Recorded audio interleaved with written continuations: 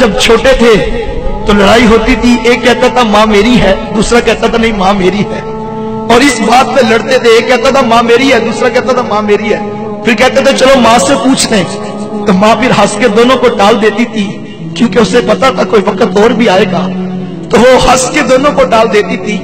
ایک زمانہ تھا لڑائی یہ تھی ماں میری ہے، ماں میری ہے، لیکن پھر وقت وہ آیا جب ماں بوڑھی ہو گئی، تو اب لڑائی اس بات کی ہے کہ ماں تیری ہے، ماں تیری ہے۔ ایک کہتا ہے میں نے پچھلا مہینہ گزارا، مجھے پتا میرے بیٹے کتنی آزمائش میں ہیں، میرے بچوں کی نیند ڈسٹرب رہتی ہے ماں کی کھانسی سے، میں نہیں رکھ سکتا، 4 مہینے تم نکالو، ہر کوئی مہینہ پھر دیکھوں گا کیا کرنا ہے۔ آج وہی ماں بوجھ بنی ہے جس ماں کے قدموں تلے اولاد کی جنت جڑی ہے۔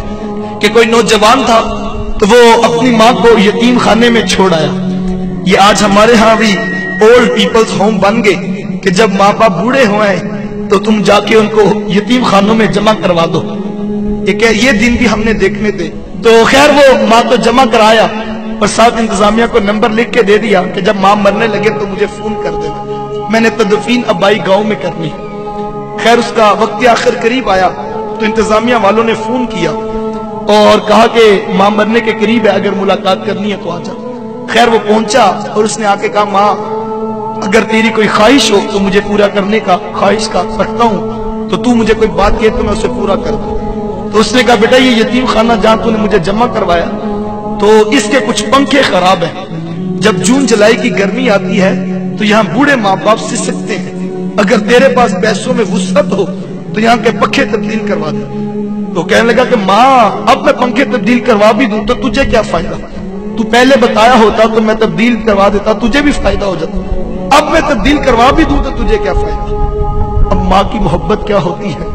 اس نے کہا بیٹا مجھے پنکھے اپنے لیے نہیں چاہیے، میں تو ڈرتی ہوں کل جب تو بوڑھا ہوگا تیری اولاد تجھے یہاں نہ چھوڑ جائے، اور مجھے قبر میں بھی نیند نہیں آئے گی، میرے لال کو گرمی لگ رہی ہے، مجھے پنکھے اپنے لیے نہیں چاہیے، مجھے تو تیرے لیے چاہیے۔ وہ کوئی بوڑھا باپ تھا نا، وہ موبائل اٹھا کے موبائل والے کے پاس چلا گیا اور اسے کہنے لگا بیٹا یہ موبائل ٹھیک کر دو۔ نوجوان نے موبائل دیکھا تو کہا بابا جی موبائل ٹھیک ہے۔ اس نے کہا نہیں بیٹا دھیان سے دیکھو یہ موبائل خراب ہے۔ اس نے پھر دیکھا تو کہا بابا جی موبائل بالکل ٹھیک ہے۔ دوسری مرتبہ جب بوڑھے کے ہاتھ میں موبائل پکڑایا تو بوڑھے کی آنکھوں میں موٹے موٹے آنسو آ گئے اور اس کی ہچکی بند گئی۔ اس نے کہا بیٹا اگر یہ موبائل ٹھیک ہے تو اس کے اوپر میرے بیٹے کی کال کیوں نہیں آتی ہے؟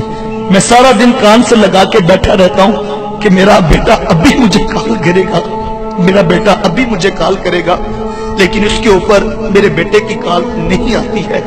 یہ بوڑھے ماں باپ ہیں، مانگنا بری بات ہے، مانگنا نہیں چاہیے، لیکن میں سوچتا ہوں کہ صحیح جب سگنل پہ بریک لگتی ہے، جھکی ہوئی کمر پہ بوڑھا ہاتھ تیرے شیشے کے دروازے کے آگے جب ایسے آتا ہے تو دل میں خیال تو آتا ہے آخر یہ 60 سال کی بھائی ہے، کوئی اس کی بھی اولاد ہوگی، کوئی اس کا بھی بیٹا ہوگا، لیکن یہ آج سڑک پر بیٹھ کر مانگنے پہ مجبور ہے۔ ماں باپ کیا مانگتے ہیں تم سے؟ نماز ختم ہوتی ہے تو سارے لوگ اٹھ کے گھر چلے جاتے ہیں، ایک 60 سال کا بوڑھا مسجد میں بیٹھا رہتا ہے، اس کو اٹھ کے گھر نہیں جاتا، کیوں؟ اس کو پتا میری گھر میں کس کو ضرورت ہے۔ وہ مسجد کے قاری صاحب کے پاس بیٹھ کے وقت گزار لیتا ہے، وہ اپنے بیٹوں کے پاس نہیں جاتا۔ 4 بیٹے بیٹھے ہوں گھر میں کسی بات پہ مشاورت ہو رہی ہو، ہر کوئی آگے بڑھ کے اپنے دل کی رائے دیتا ہے، لیکن ایک بوڑھا باپ ہے جو چپ بیٹھا ہے، وہ نہیں بتاتا اپنے دل کی بات، کیوں؟ اسے پتا میری بات کی کیا حیثیت اور کیا اوقات ہے۔ جب ماں باپ یہ سوچے کہ 2 دن سے ماں سوچ رہی ہے میری دوائی مکی ہے اور میں کس بیٹے کو کس طرح کہوں کہ بیٹا میری دوائی ختم ہے اور میرے جوڑوں میں درد بڑا بڑھ گیا، وہ ماں کہتی بیٹا میں کیا کروں، میں مجبور ہوں کہ میرے سے چلا بھی نہیں جاتا اور میں لس سوچتی ہوں کہ میں تمہیں کیسے کہوں۔ وہ جو باہر بیٹھ کے 2000 کا دوستوں میں ڈنر کر کے آ جاتا ہے، ماں کی دوائی کی خبر لینے کے لیے اس کے پاس نہ وقت ہے نہ اس کے پاس سوچ ہے۔ میں نوجوانوں سے کہتا ہوں آج تمہیں برا لگتا ہے، تم کہتے ہو میں نے یہ کرنا ہے میں نے وہ کرنا ہے، تمہیں ماں باپ کا ٹوکنا برا لگتا ہے۔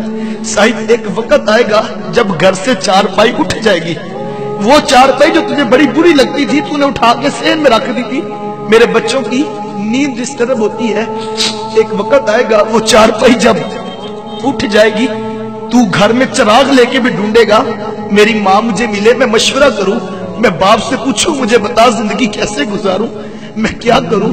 उस वक्त तुझे घर खाने को आएगा, लेकिन उस वक्त का पछताना कोई काम नहीं आएगा। अपने माँ बाप की कदर कर लो।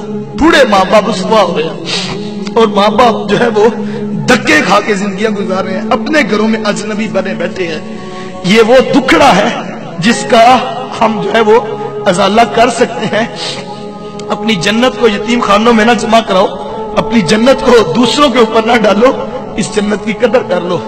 सारी जिंदगी अपनी मर्जी से गुजारनी है, सारी जिंदगी पैसे कमाने हैं, लेकिन उस वक्त पैसे भी होंगे। मुझे भी कल एक दोस्त, उसने एक नई गाड़ी ली थी, तो वो कहता है एक वक्त था कि मेरी माँ बीमार थी और मेरे पास साइकिल भी नहीं थी, और मैं माँ को टांगे पे और गधा गाड़ी पे जो है वो लेकर जो है वो जाता था और दुकान से दवाई लाके देता था डॉक्टर से। अब मैंने गाड़ी भी ले ली है, लेकिन माँ नहीं है मेरे पास, मैं गाड़ी में बिठा सकूं। साहब नई गाड़ी भी होगी, नया मकान भी होगा, दुनिया की सहूलतें भी होगी, लेकिन लुत्फ नेमतों में नहीं आएगा जब माँ बाप पास नहीं होंगे। सब कुछ लुटा दो माँ बाप पे, रब ने बहुत कुछ देना है। जो माँ बाप की कदर करता अल्लाह उसे थोड़ नहीं आने देता। सब कुछ लुटा दो, खुद भूखे रह लो, माँ की दवाई की, माँ के दूध के लिए अखराजात की टेंशन ना लो, सब कुछ लुटा दो उन पे।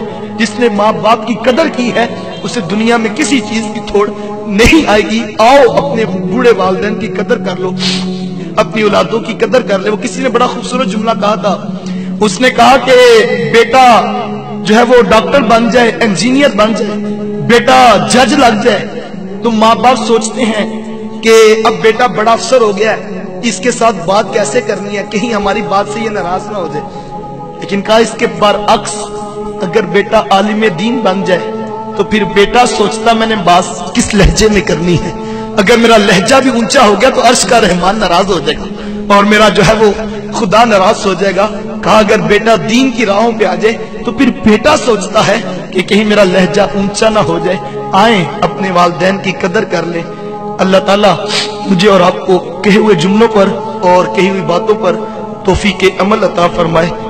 बस नीमे कल्ब दुआ है जिनके वालिदैन वफात पा गए, अल्लाह उनकी बख्शिश करे, रहमतों का हिसाब दे। जिनके जिंदा है सेहत और तंदुरुस्ती वाली जिंदगियां दे। इस वीडियो को शेयर जरूर करें, हो सकता है आपके एक शेयर से ये बात किसी के दिल में उतर जाए।